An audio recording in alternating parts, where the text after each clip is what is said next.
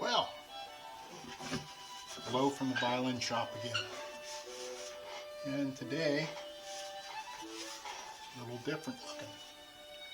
I got the Kentucky violin together. And right now I'm in the process of smoothing everything out and cleaning up some glue and preparing it to finish it. I'm going to use an oil varnish on it, and I haven't really decided the color yet. I'm leaning real heavy towards a reddish brown, and more brown than red, but I want the red to kind of shine through.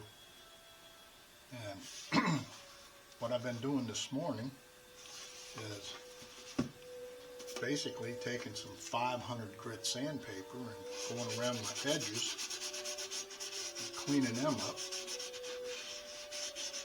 And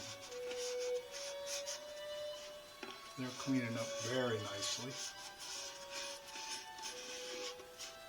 And that'll take quite a while. And after I finish that, I'll probably go over the back and the front and the sides with 500, and then I go to 1200, and I rub it all down, make sure everything's really smooth, and if it's not smooth enough, I do it some more. And it's generally, takes a day or two to get the finish exactly how I want it.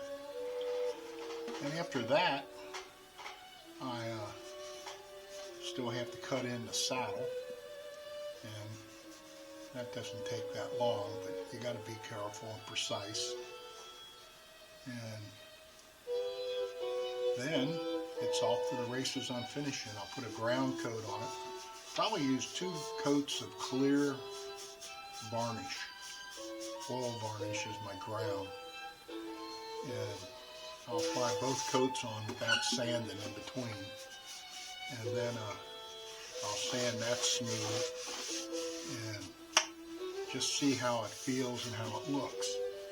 And hopefully it's okay. If not, I'll add another coat of the clear and then sand that. And from now on, every time I add a coat of varnish, I'm going to sand it. And it's a real light sand I use a little linseed oil and 500 grit or 600 grit sandpaper, and basically I'm just scratching it so that the next coat can stick to it. And depending on how that all goes and how many coats I put on.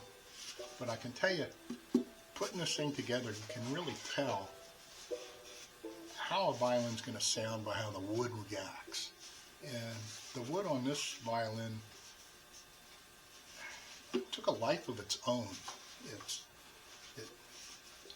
It moved, and it just, when you hit it, it talks back to you, and it's basically a speaker.